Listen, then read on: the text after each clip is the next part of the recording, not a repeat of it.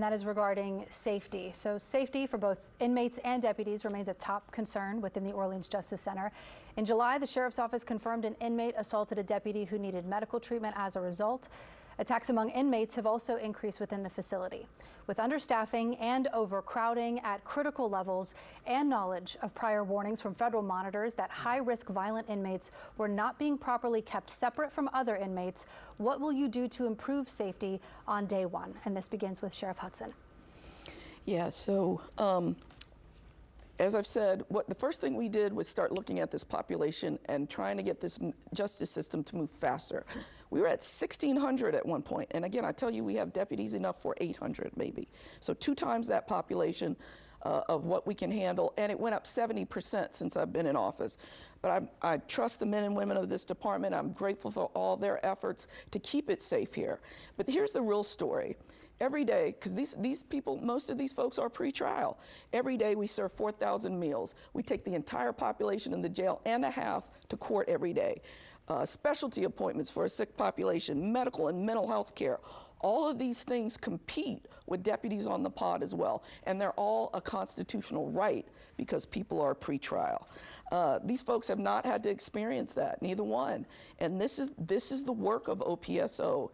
And without having a proper pay plan and salaries for deputies, we're going to continue to be understaffed. Sheriff Hudson, thank you. Ms. Woodfork?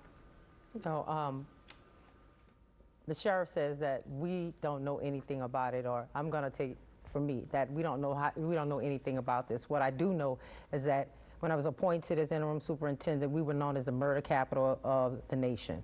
And I had to not only manage a police department, but recruit and retain the people that I had. And what we did is, like I said in my last statement, you have to change the culture, right? You have to offer incentives. You have to care about your people. You have to care about the people that work for you. And the way to do that is to make sure they get not just a living wage, but a thriving wage. These people may want to buy a home or or send their kids to college. So you have to champion for those people that work for you. And the way to do that is incentives.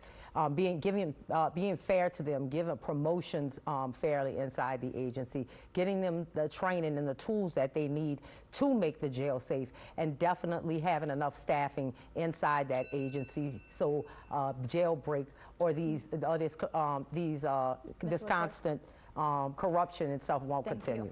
Okay, thank you, Ms. Woodfork. Constable Shorty? It's going to continue to be overcrowded if you don't bring the inmates to court timely. And that's one of the main problems that we've seen in recent court hearings. You take your reserve deputies, you bring your reserve deputies over and make sure that inmates are brought to court. That's why you've got a backlog. Some of the backlog in court is due to the sheriff not timely bringing inmates over. So that's one way to reduce your population, because if the court moves timely, then individuals either get sentenced or sent home and they're moved out of your facility. So that's one thing that you can do. We've talked about recruitment.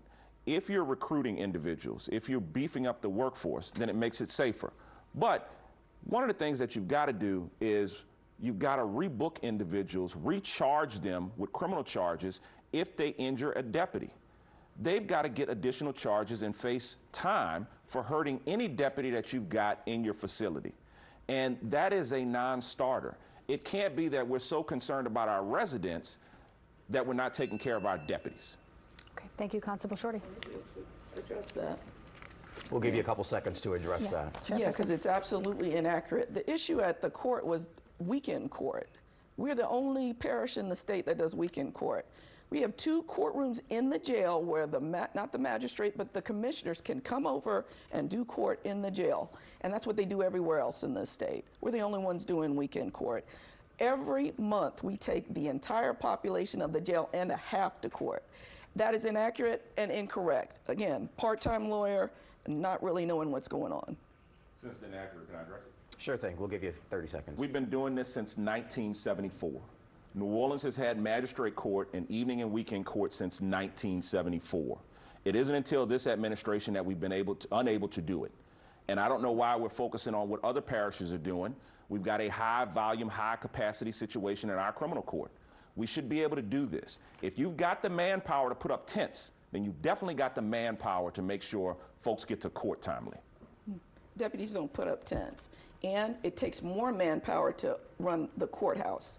It's less manpower to have it over at the jail. That's just common sense. All right, thank you. We do want to move on just in the interest of time. Thank you for your responses there. Now, in this